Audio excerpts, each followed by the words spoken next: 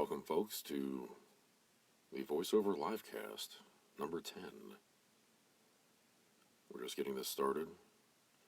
I do this on Facebook first, then post to YouTube, so I'll wait until some people come in, which should be pretty soon.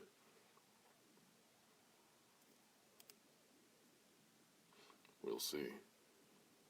Hey, Richard. All right. You are number 1 overall and the first rowdy. You win. Again. Although I don't know what more you could possibly have. You have the conductor cap. So, I don't know. I can't really top that. Hey, Michelle Pollock Dalton. All right. I was hoping you could make it.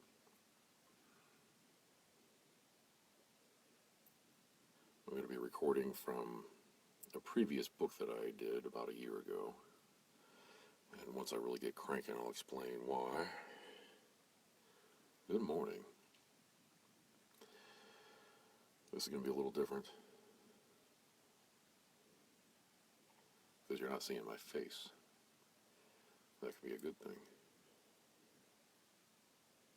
Hi, John. Good morning.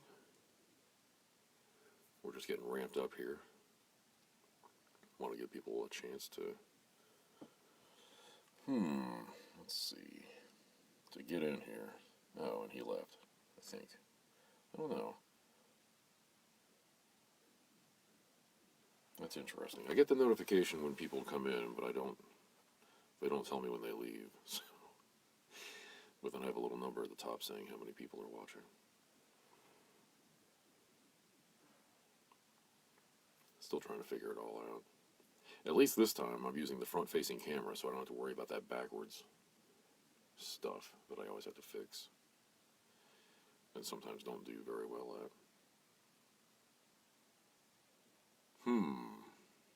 I'll give it another minute or two. I'll have to just jump into it because I just can't be in here forever.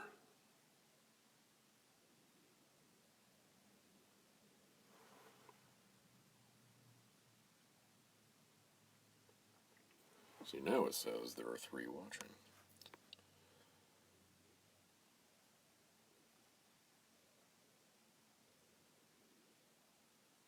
But there's not.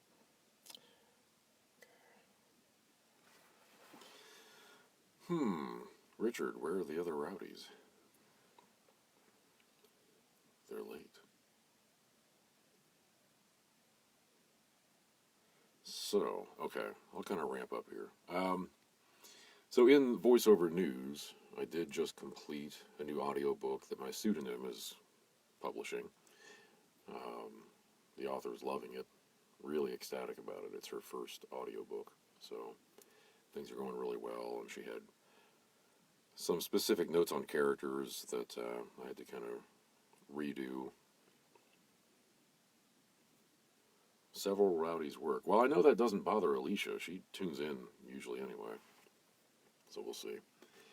So this book will be coming out in a couple weeks, and obviously I'm not going to talk about it too much, but that's going well. And then I'm taking a little bit of a break just to give myself a few weeks to decompress and allow myself to go out to open mics and play and just support people.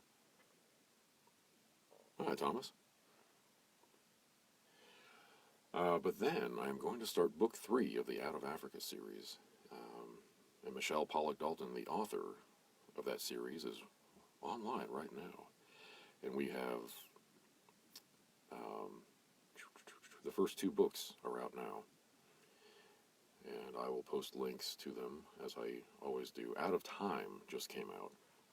And we can get a few codes together for free credits, if you're interested. It's a romance set in California in the 1970s. Very interesting. I'm having a lot of fun with this, and if you go to michellepollockdalton.com, you can get a lot more information. Hey, Peter. Well, there's the man of the hour. All right. I'm going to go ahead and get started. I do have some tea with me. This isn't going to be just a regular straight narration. What I wanted to do...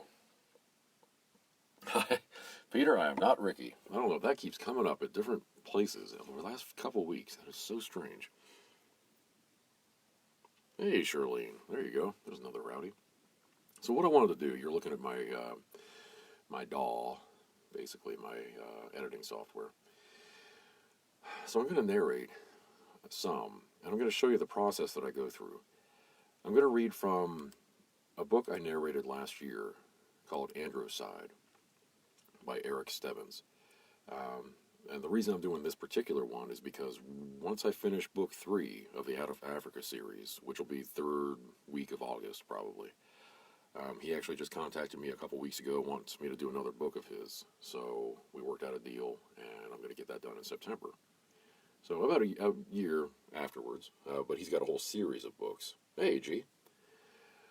So I'm going to actually act as though I'm recording this. I mean, I will be recording it. I'm just using kind of a dummy file here.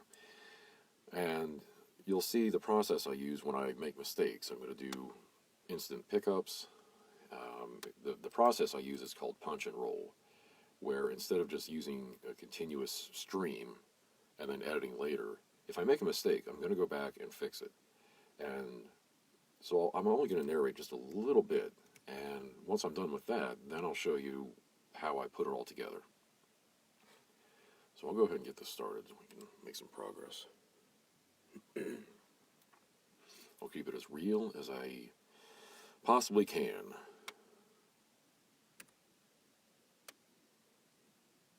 Chapter 4. Gone to the Office.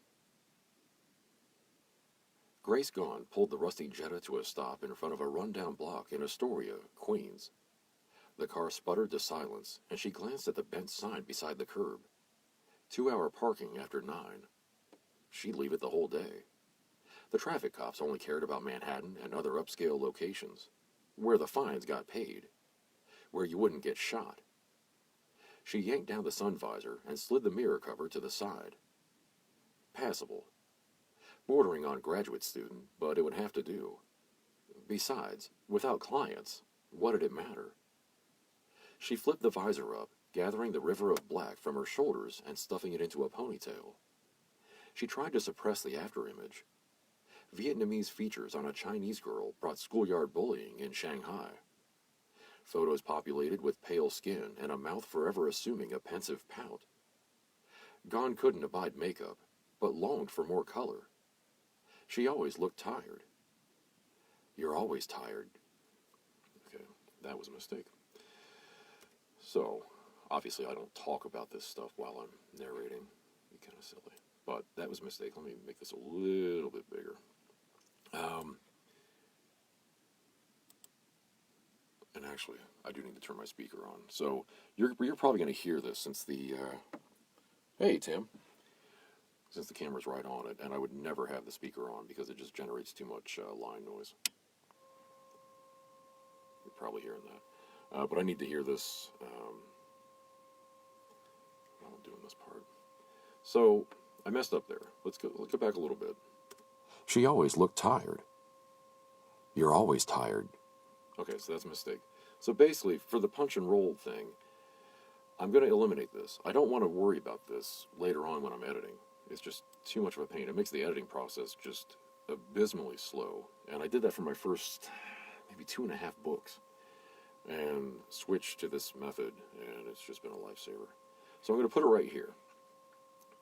And I'm just going to just pick up from where I made a mistake. You always are tired, Gracie. The hinges grown short.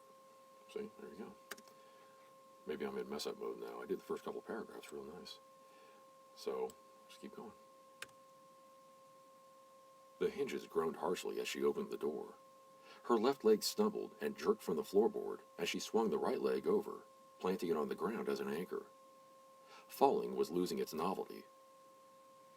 Now, see here, I'm a little distracted, so I wasn't prepared for this, and you're not seeing my manuscript. Let me actually stop this.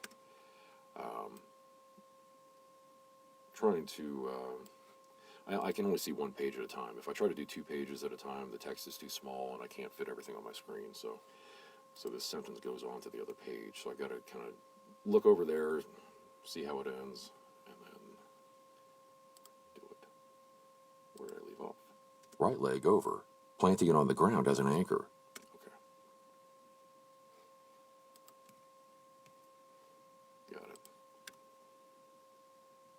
falling was losing its novelty, and she wasn't going to test the strength of the poor limb again.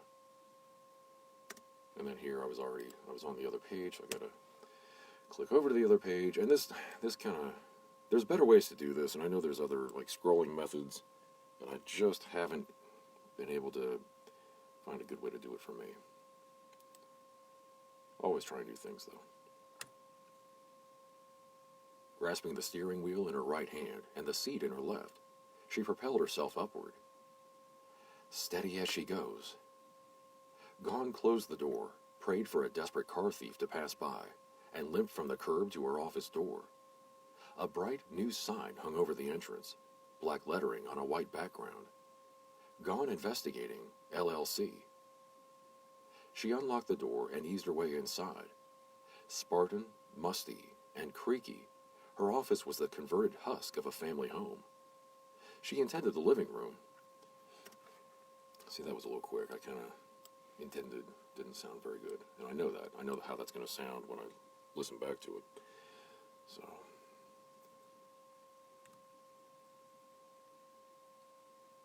She intended the living room for it. Let's see.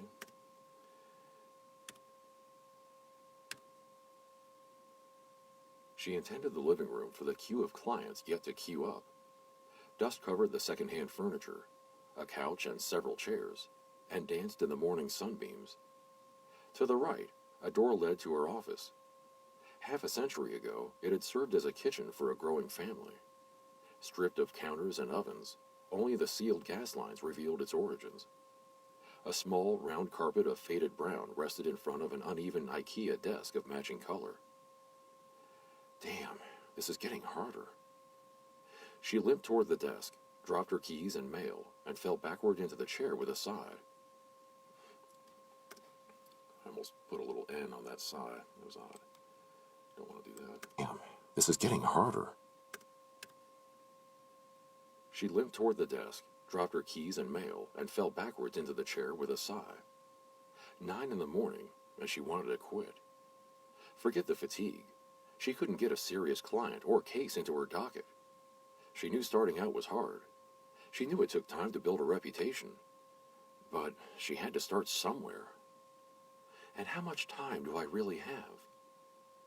A few missing animal cases, a jealous pervert who wanted to hire her to take porn videos of his ex-girlfriend and her new lover, and her personal favorite, a man who offered real money to investigate whether he'd been cloned by aliens and determined if he occupied his original body.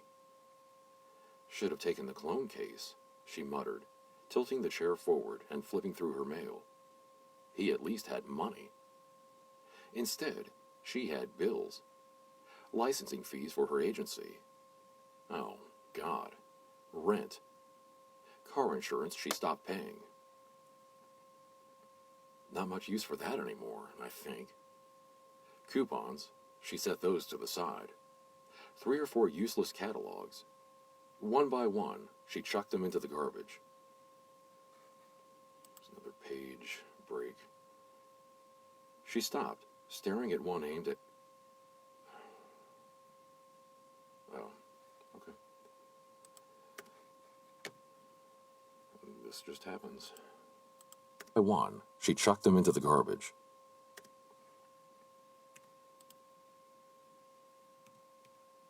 She stopped, staring at one aimed at upwardly mobile yuppies who swarmed Brooklyn. Brooklyn would be nice to say. I can say it too. I said it once. I got this book done.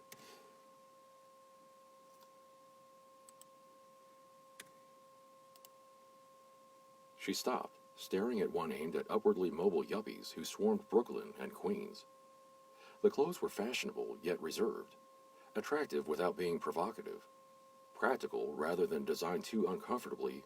Oh, geez. Okay. Nope.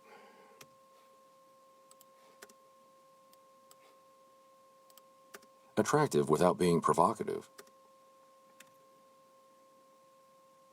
Practical rather than designed to uncomfortably accentuate body parts. She liked this catalog. She liked the clothes. She wanted to order several boxes of things. Gone tossed it into the garbage and opened her laptop. Okay. So, it's probably enough narration. So I'll go back, and in my manuscript I'll go back. So, we go from narrating to editing mode, which I usually don't do right away. I'll either be kind of in narrating mode because it depends on how strong my voice is. This part of the week is usually the best because I haven't wrecked it with my weekend shows. But yeah, I'll spend a day, and it'll end up being a total of 2 hours or so, maybe. Hi, Tom. Narrating, and I might do editing later on. So, we'll go to the editing part. And I'm usually wearing headphones for this. I actually don't use these monitor speakers that you're hearing the sound from very often.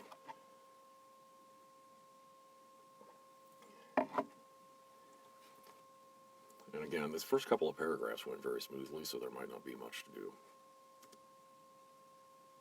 Chapter 4. Gone to the Office. Grace Gone pulled the rusty Jetta to a stop in front of a rundown block in Astoria, Queens. The car sputtered to silence, and she glanced at the bent sign beside the curb.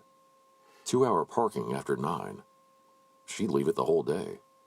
The traffic cops only cared about Manhattan and other upscale locations, where the fines got paid, where you wouldn't get shot. She yanked down the sun visor and slid the mirror cover to the side. Passable. Bordering on graduate student, but it would have to do. Besides, without clients, what did it matter? Okay, I'm not going to listen to the next paragraph. I know it's solid, and this is just practice anyway. And the reason I wouldn't use the monitor speakers right now is because you can't hear nearly enough of little clicks that might happen that you didn't realize at the time. Even breaths, which is certainly okay to have in long-form narration. Hi, Debbie. And I know this next paragraph is good, so I'll just go to the point where I see a break here. And I would never skip this part when I was really working. You gotta listen to all of it. Makeup, but longed for more color. She always looked tired. You always are tired, Gracie. Okay, now that might be hard to hear. But actually, right here, this pause is just a tiny bit too long. So, when I see this, let me zoom in just a little bit more. It's almost on the edge there. Okay, so I think, in my opinion, it's just a fraction of a second too long. She always looked tired. You always are tired. So I got a bunch of shortcut keys that make this fairly simple. And what I can do is go down here. The arrow turns into a marquee tool. And I'm just going to take a sliver. And one way to do it is to just simply hit delete. But what that does is create the space, and then you'd have to move it forward anyway. So that's no good. So let me undo that. And I've got my shortcut key for this is Shift Delete. And what this does, it removes the space and moves it closer. She always looked tired. You always are tired, Gracie. So that's a little bit better. The hinges groaned harshly as she opened the door. There's something else here, though. You always are tired, Gracie. Hi, Steve. So I don't know if you heard this. Listen for a little tiny pop. And again, this is a little bit more difficult because you're not all wearing headphones in here. You're not all with me. It would help. Always are tired, Gracie. Okay. And that can happen in these transitions from one little section to another. So what I tend to do, I'm going to get rid of this thing because you can see a little pop right there. It's just a little bump. Get rid of that and push this together. But instead of just pushing it together like that, I'm going to hit a little key here, and we're going to create a crossfade. Hey, Kevin. So if I move this slightly over here, you'll see it, and I'll just make it bigger for the heck of it. So you see this crossfade now. And what that does, it makes this transition smoother. Are tired, Gracie. The hinges groaned hard. And hopefully you can hear the difference, but it's basically gone. When you have this in here, it just it quickly fades out and then back into the next one. So there's little tiny pops, and they can happen even though this is a soundproof booth. I might be breathing slightly. There might be just something. It's not perfect. So those kind of things happen. And thankfully, I have a good way of getting rid of those. Hey, Chaz. Hi, Mike. So we'll keep going. But this is a huge part of the process right here. And there are some times when maybe I've been breathing too much, or there's too much noise in between, and I may have to re-record something. Or I might have to record silence and just paste that in. That's kind of rare. But you do everything you can to make sure that there's a flow to this and that your listeners stay engaged. You're tired, Gracie. The hinges groaned harshly as she opened the door. Her left leg stumbled and jerked from the floorboard as she swung the right leg over, planting it on the ground as an anchor. Falling was losing its novelty. Okay, and that's where I had made a mistake previously. And so even though I use the punch and roll, I'm not going to be able to get the timing exactly right to really get the flow. And I think this one, again, is a little bit longer than I'd like. The ground as an anchor. Falling was losing its... Just a tiny, tiny bit. So we'll go down here, take a sliver. I'll use my Shift-Delete. Move it over there. Do that. And crossfade. Planting it on the ground as an anchor. Falling was losing its novelty, and she wasn't going to test the strength of the poor limb again. Grasping the steering wheel in her... There's another case because I messed up. So a little more space. Get rid of it. Pretty much by default, I'm going to use the crossfade because more often than not, I'm going to need it. And it just saves time because I'm going to listen to it anyway and make sure there's no bumps, no audible anything in between this. Falling was losing its novelty, and she wasn't going to test the strength of the poor limb again. Grasping the steering wheel in her right hand and the seat in her left, she propelled herself upward. Steady as she goes. Gone closed the door, prayed for a desperate car thief to pass by, and limped from the curb to her office door. A bright new sign hung over the entrance, black lettering on a white background. Gone Investigating, LLC. She unlocked the door and eased her way inside. Spartan, musty, and creaky, her office was the converted husk of a family home. She intended the living room. Just another one. This is pretty typical, just getting the timing right. But while I'm doing this, I'm also listening and I'm watching my manuscript just to make sure I didn't transpose any words. It happens. It's kind of unreal how it happens, how the mind can... it just inadvertently transposes things sometimes. And this happens to a lot of narrators. We'll do this a lot. And even in pickup mode, it's sometimes tough to, I don't know. It just depends on the phrase and how our brains are interpreting it.